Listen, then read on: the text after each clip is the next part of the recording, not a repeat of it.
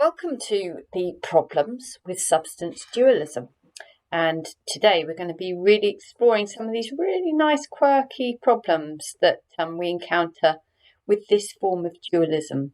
So when we say substance dualism up here, we mean the work of one person, don't we? And that is the work of Descartes. And we've explored a couple of arguments that Descartes put forward to argue that there exists a mind and a body, and they are distinct and separate substances. And I'm hoping that you can recall that the first argument we looked at and the second argument we looked at, the first one was, that's right, it was about divisibility. And the second one was about conceivability. Now, at the time, we went through specific problems with both of these arguments, and I can see those sorts of objections coming up as 5 markers. But what we're moving on to today are general problems with dualism. So you can go back to this video when we've also done property dualism as well. So these are the biggies, the big problems with dualism. The reason for this character here, well, we'll explain that later, but have a good look at him. Okay, so the problems that we need to cover today are, we're going to have a look at the problem of other minds, and we're also going to be looking at some responses to the problem of other minds. We've sort of looked at this before when we looked at epistemology. And secondly, then, we're going to be looking at this idea that dualism makes a category mistake, and that's a really interesting objection.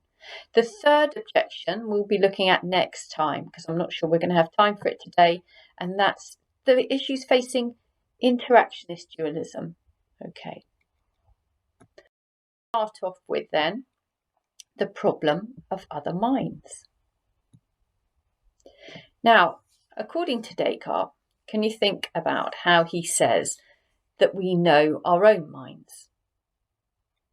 Right, I'm hoping you're coming up with a particular word, and that is introspection. Okay, so according to dualism, I perceive my own mind directly through introspection. And everything else I experience externally and through the senses. So Descartes concludes that the only thing that we can know about the minds of others comes indirectly. Okay, so everybody's mind is private. So the mind, remember, let's think about the qualities of the mind. Well, okay, so it is the thinking thing, isn't it?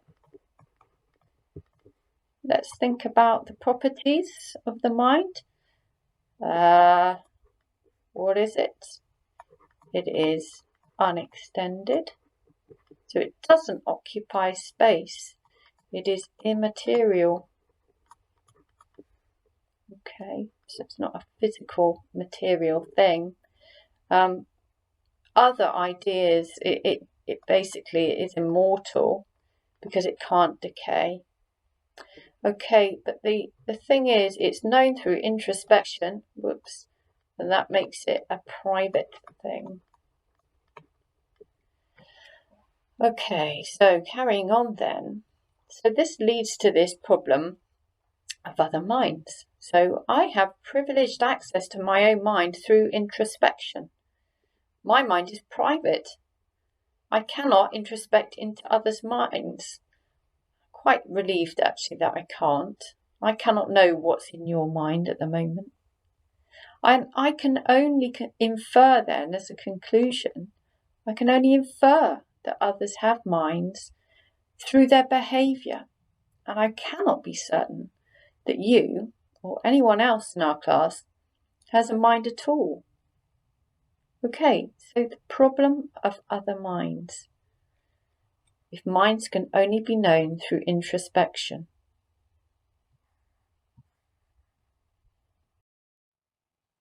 What I want you to be aware of is how Descartes' substance dualism leads to this problem of other minds because of the way he's describing the mind as something that you can only get to through introspection.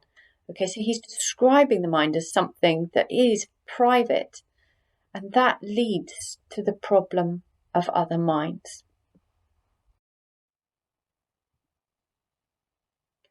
Now, you need to be aware of some responses to the problem of other minds, so ways in which we can resolve this problem. So we have got the argument from analogy, and we've looked at many arguments from analogy during this course. And we've also got the idea that the existence of other minds is the best hypothesis for explaining, why it is people seem to act in the way they do. Okay, so let's start. We're looking at the argument from an. Okay, so how are we going to escape the problem of other minds or resolve it? So we could use something called the argument from analogy. And I know that you're aware of what an analogy is. So it's comparing certain things on certain levels. The saying, because one element of something seems to be similar, it makes sense that another part of something is quite similar. So some philosophers accept the limits of analogy. So they say that you can never be certain from arguing from analogy, but it is a pretty good place to start, particularly if the analogies are quite strong. And this person that you might recognise from last year, that's right, we're not expecting to see him here, but J.S. Mill does argue from analogy, and he's drawing similarities between himself and other human beings, to say that it seems that we're similar on some levels, so it might be that we're similar on the level of having minds. So he says, I conclude that other human beings have feelings like me because firstly, they've got bodies like me, which I know in my own case to be the sort of the precondition of these feelings. And secondly, they exhibit the acts and outward signs, which in my own case I know to know by experience to be caused by feelings. Okay then, so let's have a think about this. What are the two factors that Mill looks at here to suggest that we have other minds? Okay, so he's suggesting that these feelings or these mental events that belong to the mind,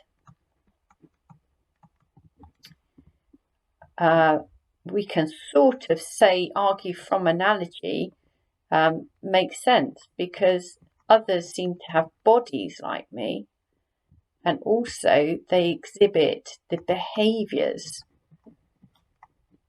like me that come from those feelings that I'm experiencing, those mental events.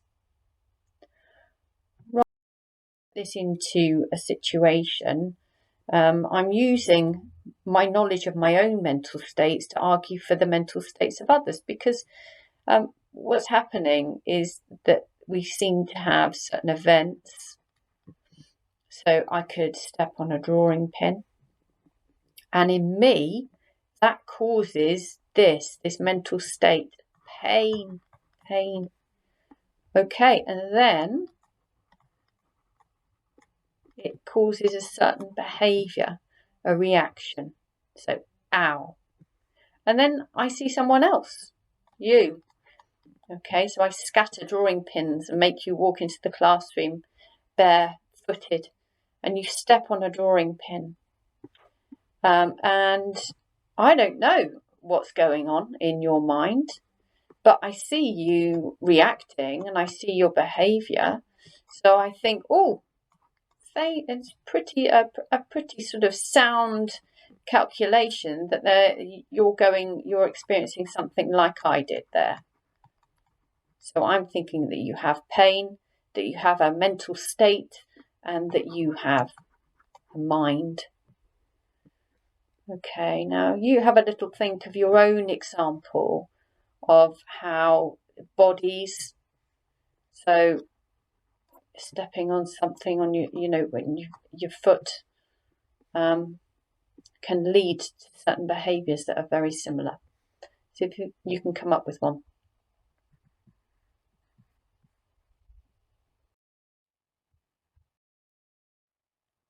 Okay, now we can criticise this argument from analogy. Okay, and it's all to do with there not being enough evidence to argue for something. Now, you'll remember that inductive arguments are sort of that they attempt to persuade to a conclusion by sort of giving reasons and evidence. And what happens is the more that you can give, the more secure your conclusion is. Okay, well, let's have a look at this though. When it comes to arguing from our own case, so to assess how much like something else a thing is, one case isn't usually enough. So is the evidence of my own case enough to argue for the minds of all others?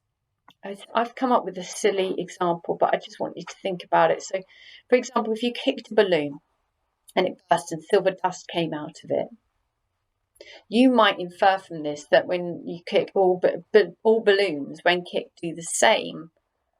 So when dealing with kicking balloons, we can have another go.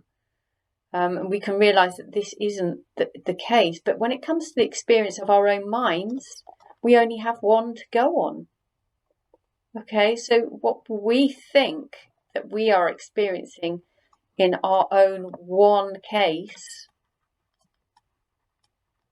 might not be enough to infer that all others have minds.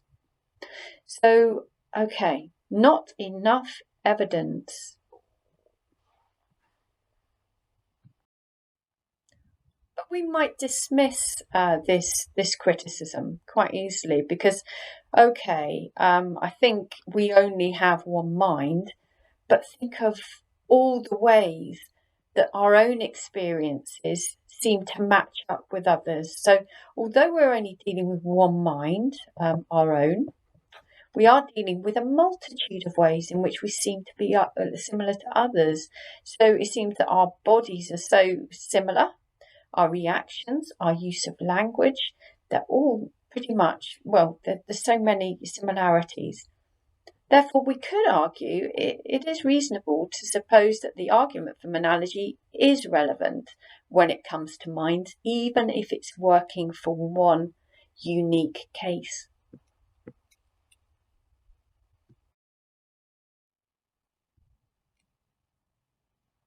Okay, so that's the argument from analogy.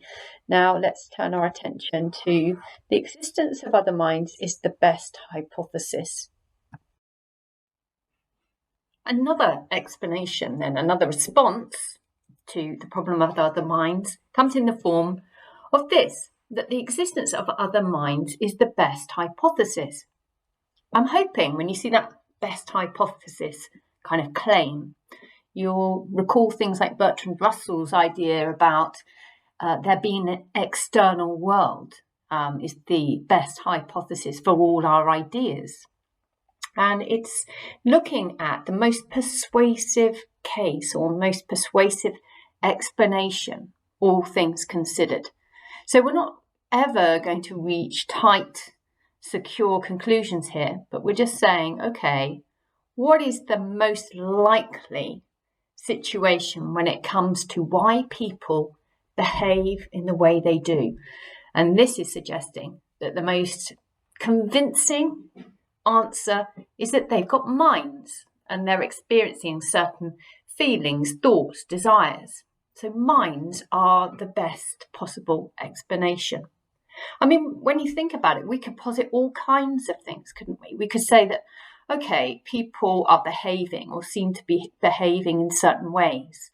And this could be because they're robots and somebody's programming them and making them act like that. They could be empty of all experiences. They could be philosophical zombies, and we'll look at that later in the course. But these seem to be a bit weird and wacky and unfounded. So I think this explanation, we could argue, to be the most persuasive, because it seems to need nothing more than common sense to support it. Okay, one of the problems, though, with abductive reasoning is that we're not using, firm sort of evidence. We're looking at the overall weight of a case. So, deductive arguments are always going to be better. So this might be something you want to consider when you look at your evaluation.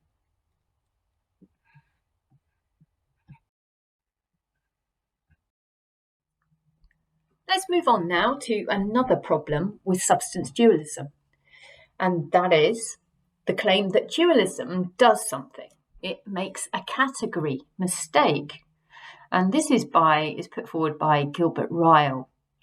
So let's start by looking at one of Ryle's examples, and he talks about taking a foreigner around the University of Oxford.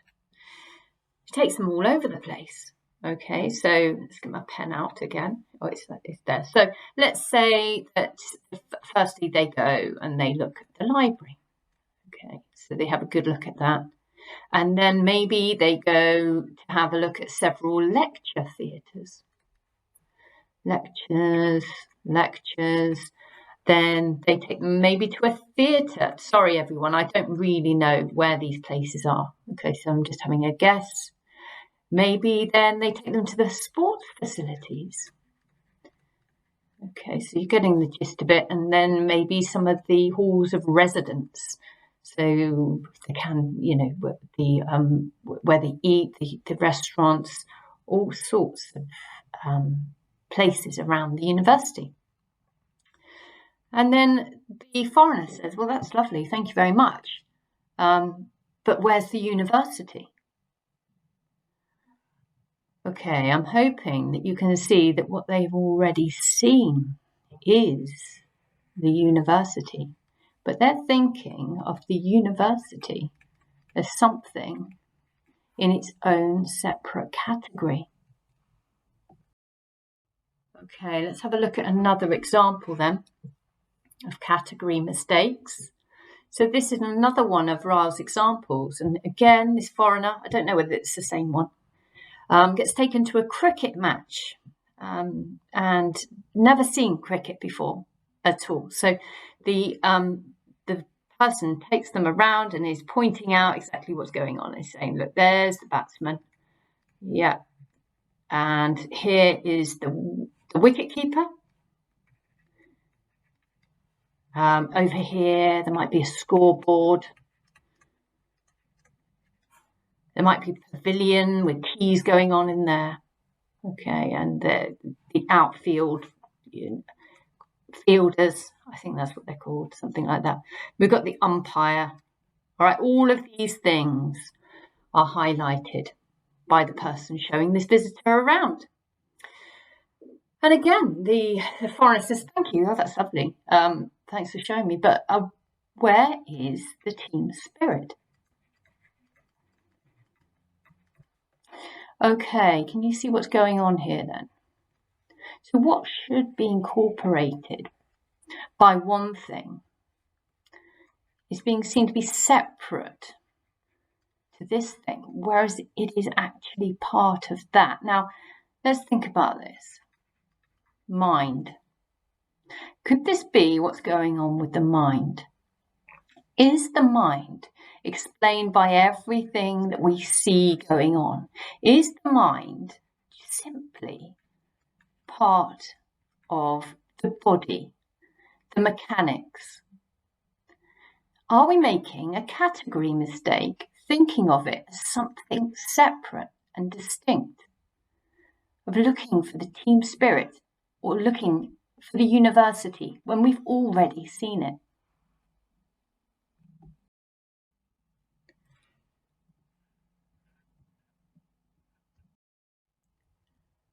Okay, so the problem that Ryle is getting at is that dualists make out that the mind is this private, ghostly and hidden thing.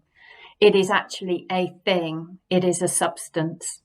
And it's kind of lurking around the body, the mechanism, if you like. And this is the way that dualists present the mind. And Ryle is saying, what if the mind is simply the workings? It's everything we see. It's the public displays. It's the behaviours. It's what's observable. Okay, it is the body and the workings of the body. Now think about this. We use the expression, and he used the expression, ghost in the machine. And he's getting at the way that dualists see the mind, okay, as a ghost in the machine. The machine is the, what do you think? Yeah, it's in the physical, public, observable, bits of what we are. Okay, so they're talking about the mind as a ghost in the machine, and there is no ghost. What proof have we got of this ghost? So interestingly, we've got here written out at the top, Gilbert Ryle. He's saying that there shouldn't be a problem of other minds at all, because if we understand a mind to just be something public and something that we see in terms of behaviour, then we've got no problem with knowing that other people have minds, because if minds are just behaviours of bodies, well, we can see that, can't we? Okay, so there's a big problem for Ryle with the way that dualists describe this mind as something private, something only known through introspection. Okay, so Ryle's making several points here. Okay, one of them is that this talk of minds and bodies as separate is a category mistake. It's just wrong. Okay, it represents the facts of mental life as if they belong to one logical type or category, when they actually belong to another, of behaviours, of physicality.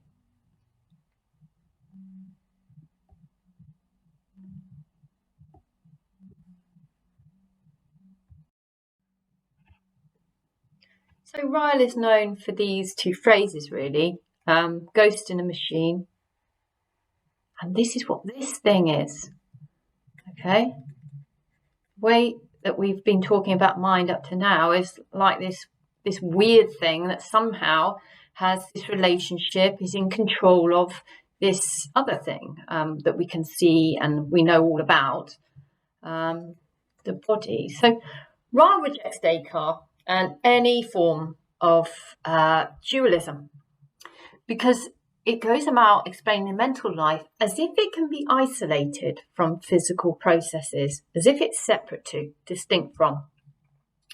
And he says that this is the dogma of the ghost in the machine. And he explains that there is no hidden entity called the mind inside a mechanical apparatus called the body. The workings of the mind are not an independent mechanism which governs the workings of the body. The workings of the mind are not distinct from the actions of the body and might be better understood as a way of understanding the workings of the physical body. So we get to know the body and its behaviours, then we get to know the mind, says Gilbert Ryle. And really where we're going with this is behaviorism, and this is another theory that we'll be studying, and we do look at Ryle's version of behaviorism as an explanation of mental states and the mind, but it is not without its problems. So we will explore this later on, and we'll explore problems with behaviorism later on. Okay, so next time, everyone, do a summary of this time. We've got through a lot. So we've got through the problem of other minds, and we've looked at a couple of responses to that. Please make sure you know those. And then we've spent some time looking at Gilbert Ryle's ideas on category mistake, leaving us to dwell and explore on problems facing interactionist dualism next time.